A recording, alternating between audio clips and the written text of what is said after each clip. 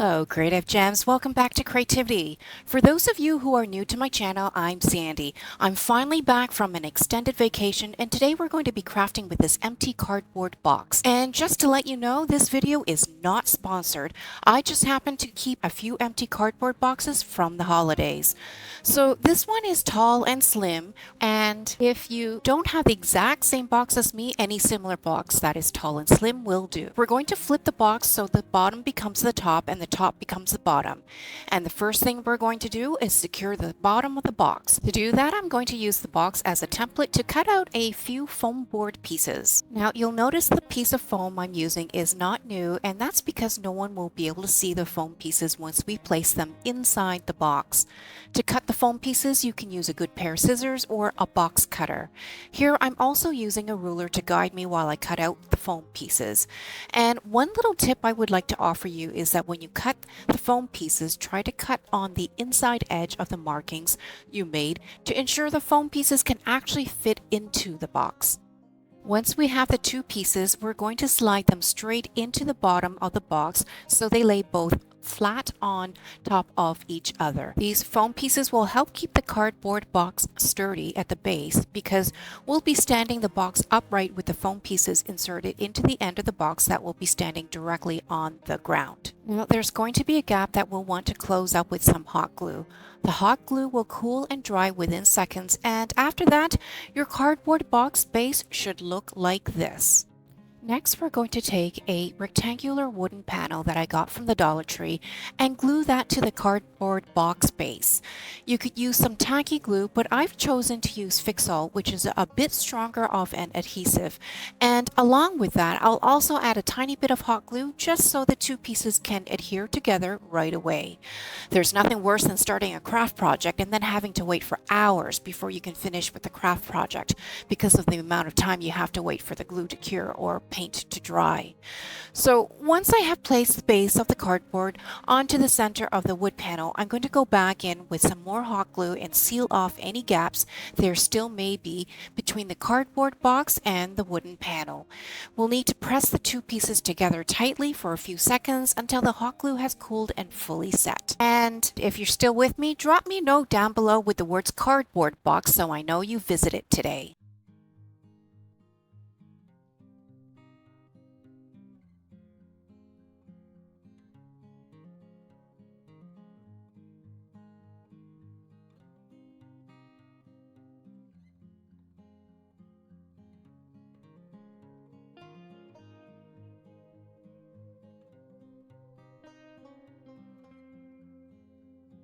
Next, I'm taking a silver metallic paint marker to paint all the exposed parts of the wooden panel.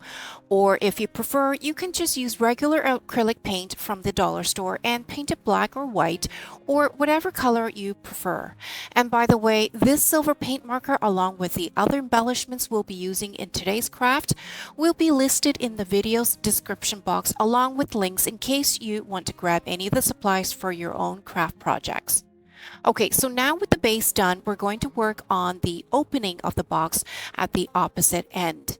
See how we have flaps? You can either cut them off completely, or in my case, I'm going to simply fold them down into the box and then secure them to the cardboard box with some hot glue. That way we have a bit more sturdiness towards the top of the box. That's so we can place something on top of it later without having the box collapse on us. To help hold the flaps down while the hot glue cools and sets, I'm using a few clips to clamp the flaps down. But if you don't have any of these clips though, simply hold them down with your fingers for a few seconds before working on the rest of the flaps.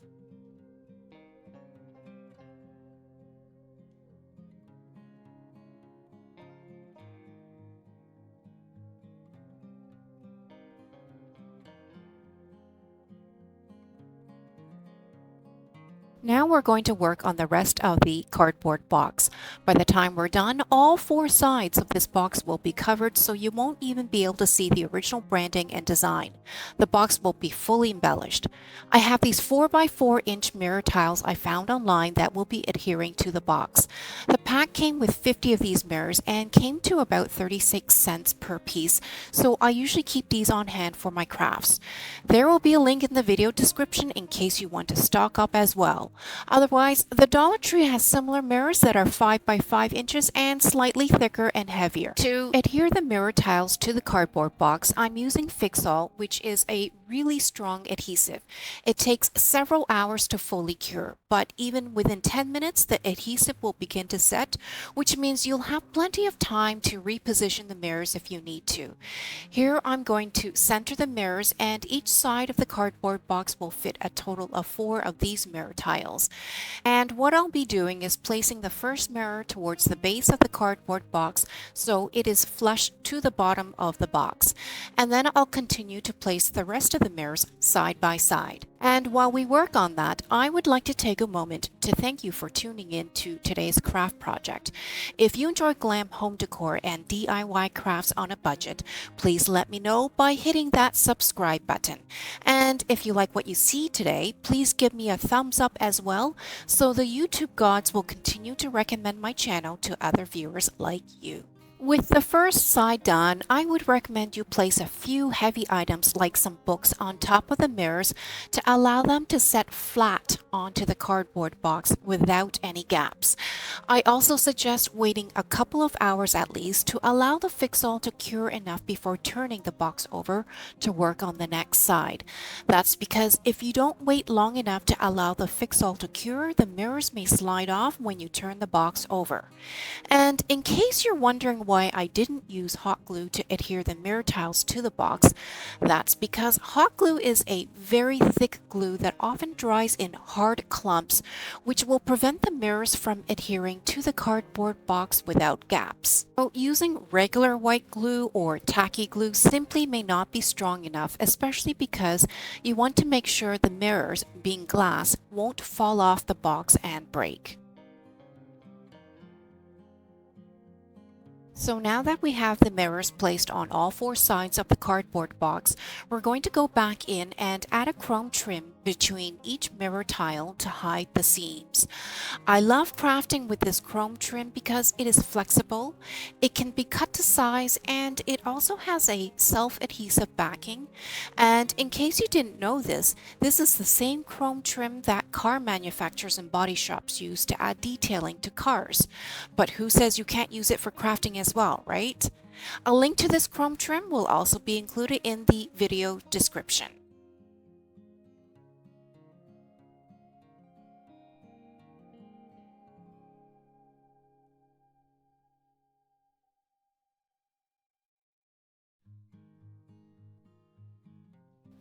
Okay, so the next step is to cover the rest of the cardboard box that isn't already covered by the mirror tiles. For that, I have chosen this beautiful self-adhesive silver rhinestone trim.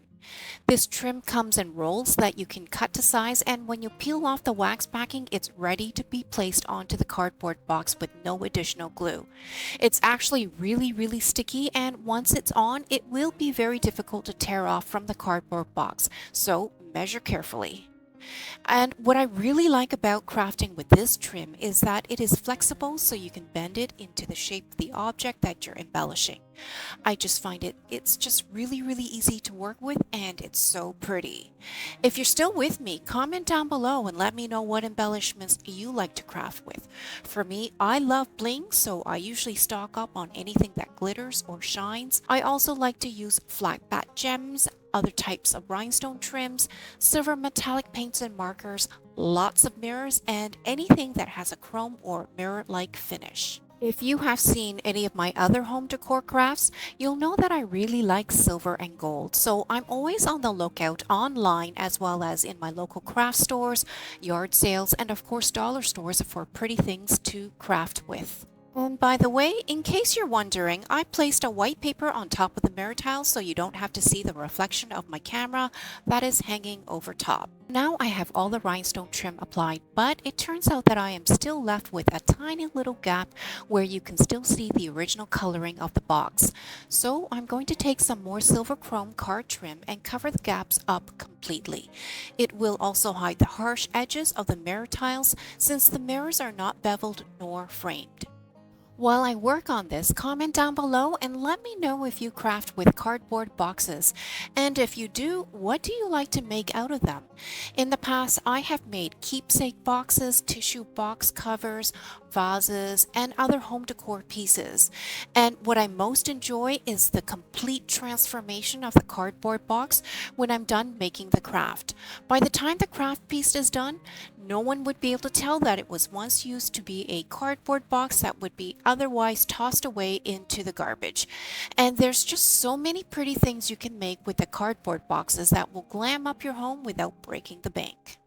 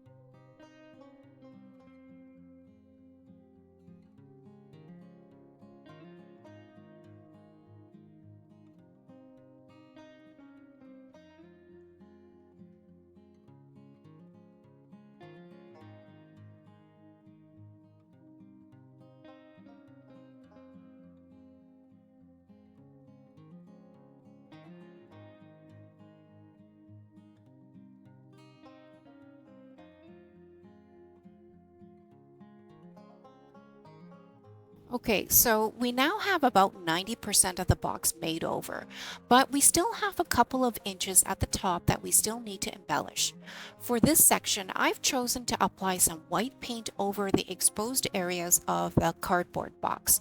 If you don't have white, I would suggest using either black or gray if you want to keep the silver theme of the box. Whatever color you choose, just make sure that the paint completely covers the original design and color of the box so you can't see through it anymore. And when we're done with the exterior of the box, remember to paint the flaps that we also folded down earlier.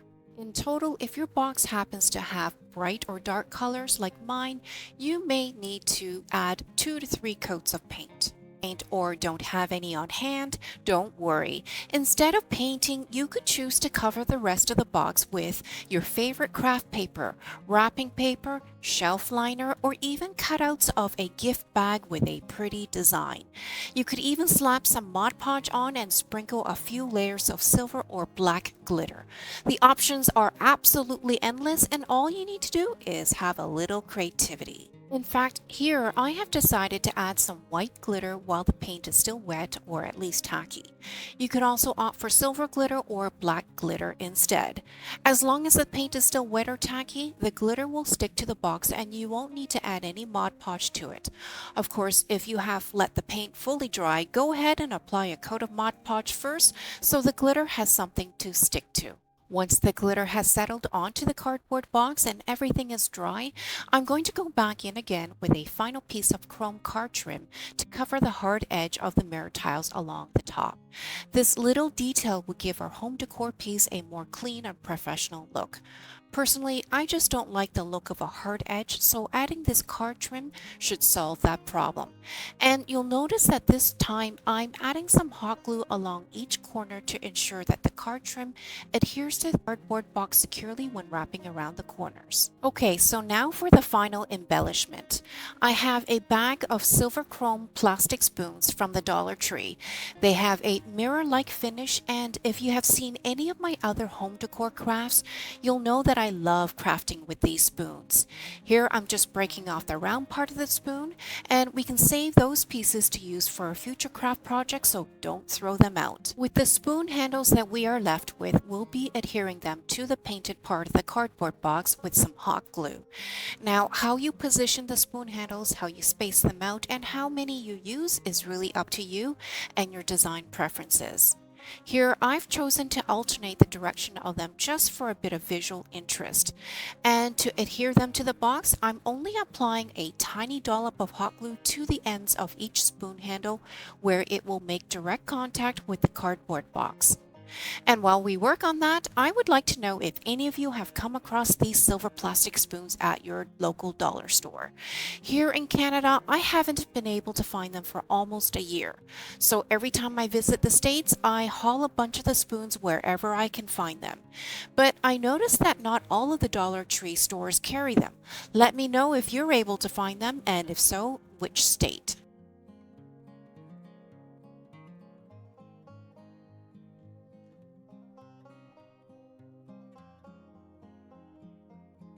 So I've embellished all four sides now, so the top section is done, and this is what it looks like. And on a whim, I decided that I would add a few of these same spoons to the wooden base as well. I think by doing so, it will add a bit of additional design detail to give our piece a more cohesive look. Of course, this step is optional, or another idea is if you want to really bling things out, you can use some flat back gems or even some more silver rhinestone trim to the base instead. In fact, if you're familiar with my style, you'll know what I always say, the more bling, the better.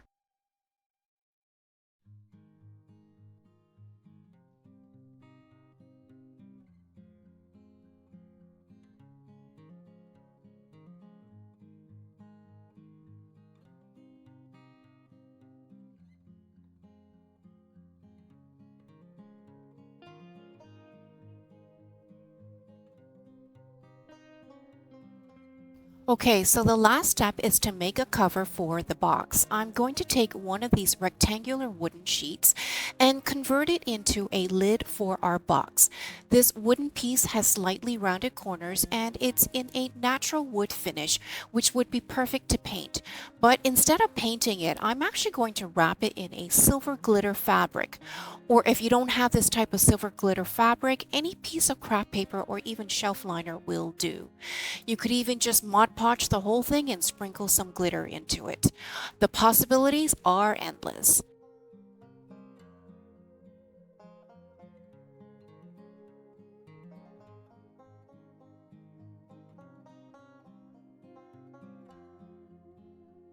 And now that the cover is complete, we'll just place it on top of the cardboard box and then place a silver hammered tea light holder onto the center like so. If you can't find any of these at your local dollar store, you could also opt for a glass tea light holder instead. And here's the complete look for our mirrored floor candle holder. I have placed this by our fireplace and it stands 21.5 inch tall. I love the mirrored look and the rhinestone trim along with the chrome finishings. They really give this candle holder an upscaled look. But if you're not into candles, here's the box as a floor vase. I simply removed the custom lid we made and placed some long stem willow branches into the box. It looks exquisite and no one would guess that it was made from an old cardboard box. Comment down below and let me know if you prefer the look of this box as a tall candle holder or a floor vase. And if you enjoyed this video, please like and subscribe to my channel and share with other creative gems. Also, remember to hit the notification bell so you can be notified every time I have another DIY glam project on my channel.